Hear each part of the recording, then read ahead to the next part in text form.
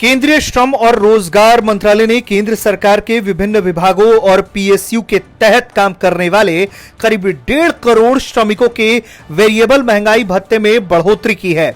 इससे उनकी न्यूनतम मजदूरी में इजाफा हुआ है।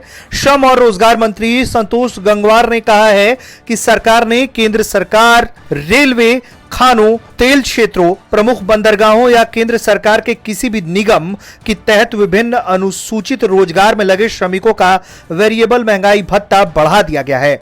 बिजनेस टुडे की खबर के मुताबिक महंगाई भत्ते को अब 105 रुपए से प्रति महीने से बढ़ाकर 210 रुपए कर दिया गया है, जिससे लगभग 1.5 करोड़ श्रमिकों को दैनिक मजदूरी में सीधा लाभ होगा। मंत्रालय ने वेरिएबल महंगाई भत्ते में यह बढ़ोतरी 1 अप्रैल 2021 से लागू की है। इस संबंध में मंत्रालय ने शुक्रवार 21 मई को आदेश भी जारी किया और श्रम मंत्री ने ट्विटर पर वीडियो साझा कर इस स्कीम के बारे में पूरी जानकारी दी। उन्होंने कहा है कि इस बढ़ोतरी का लाभ मजदूरों को तत्काल मिलने लगेगा। इसका लाभ कॉन्ट्रैक्ट पर काम करने वाले या दैनिक मजदूरों को भी मिलेगा।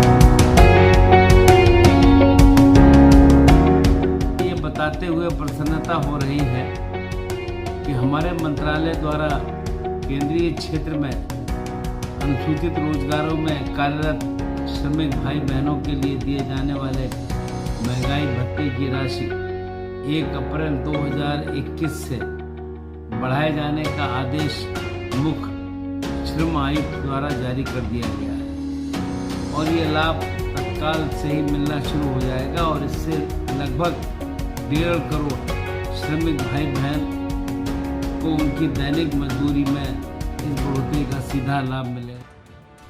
सरकार ने स्पष्ट किया है कि श्रमिकों के वेरिएबल महंगाई भत्ते में बढ़ोतरी औद्योगिक श्रमिकों के खुदरा मूल्य सूचकांक के औसत पर की गई है। इसके लिए जुलाई 2020 से दिसंबर 2020 के बीच CPI-IW आंकड़ों के आधार पर बनाया गया है। सरकार ने सड़क निर्माण, भवन निर्माण, साफ सफाई, पल्लेदारी, चौकीदारी, कृषि और खनन क्षेत्र में काम कर रहे मजदूरों की न्यूनतम मजदूरी बढ़ा दी है। मंत्रालय की विज्ञप्ति के मुताबिक केंद्र सरकार के तहत काम करने वाले इन श्रमिकों के लिए न्यूनतम मजदूरी अधिनियम को लागू करने की जिम्मेदारी श्रम आयुक्त को दी गई है। उनके तहत काम करने वाले निरीक्षण अधिकारी इसे देश भर में लागू करवाएंगे। 1.5 करोड़ मजदूरों की आबादी एक बड़ा तबका है। इस देश का एक बड़ा जरूरतमंद तबका है जिसको सरकार के इस कदम से यकीनन फायदा होने की उम्मीद है। ब्यूरो रिपोर्ट, भारत तक।